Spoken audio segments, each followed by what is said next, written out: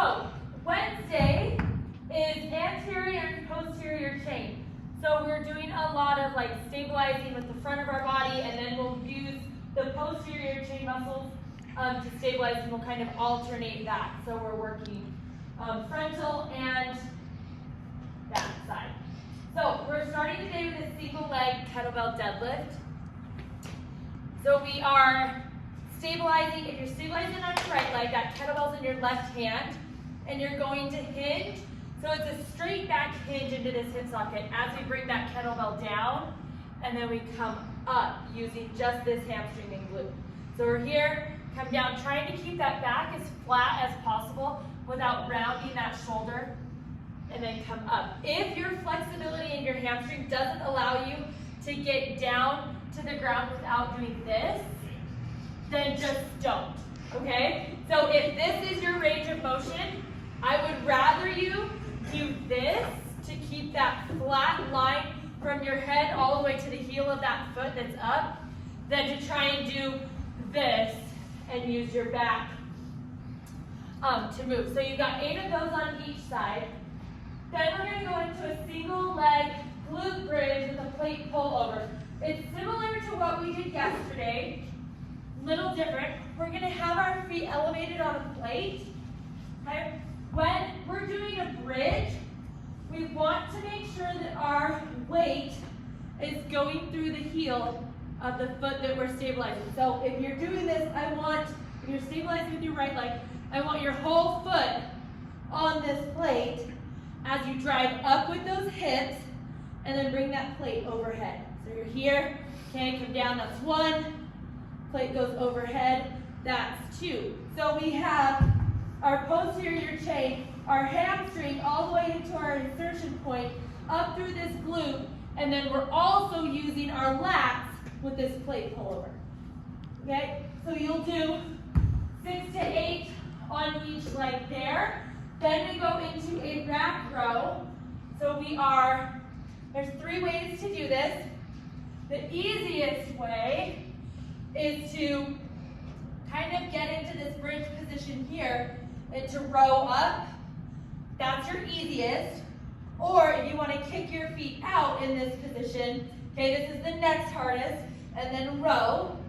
And then the hardest is, you got these boxes here, you can elevate your feet up onto a box to do this, okay? So you're here, okay? You can have your feet elevated, and now it's almost like a decline row. Does that make sense? So, yes, you pick whichever one you want to do, and you can even mess around with each each round. You can do a different one and just see what feels best. After that, so you got 12 of those, and 12 is a pretty high rep range, so pick something that you can do consistently. Then we come over here, and we've got a ring extension, okay? This is where we're focusing on our triceps, okay? Just because I'm extended out like this doesn't mean that I just let my core go, okay? So I'm pulling that belly button in, tilting that pelvis so that that back is nice and flat. I'm keeping those arms close to my ears, and I'm just using my triceps, okay? When you get to the top, give yourself a little external rotation so that you get that tricep even more activated, okay? So you're just gonna do that, staying static there for 15. Then we have, out on the field, we have a supine chest fly with a press.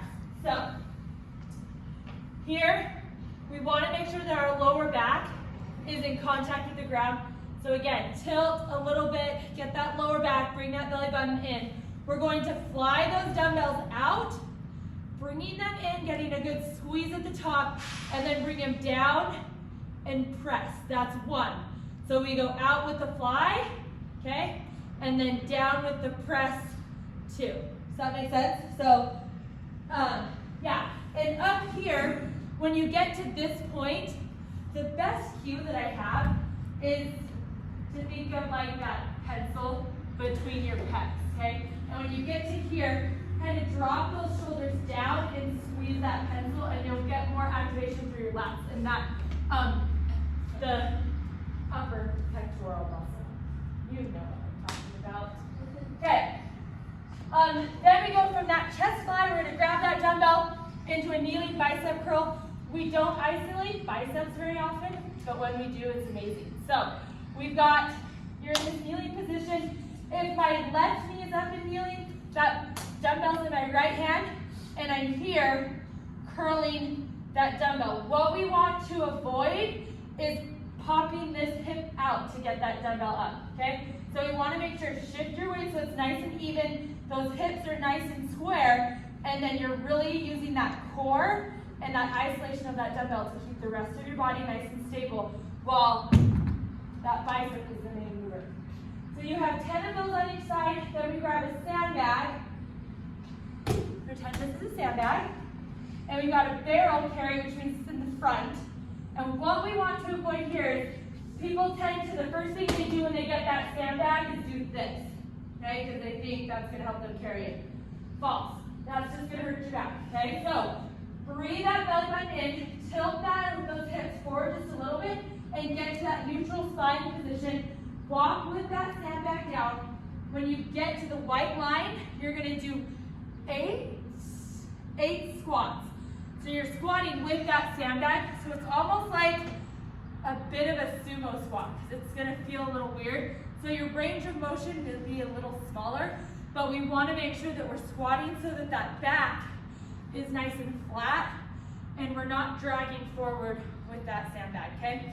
So if the depth of your squat is lower than it normally is, that's fine. It's because of where the weight is. So walk down, 8 squats, walk back, 8 more squats. So 16 total squats. Then you grab a wall ball. We've got a wall ball slam.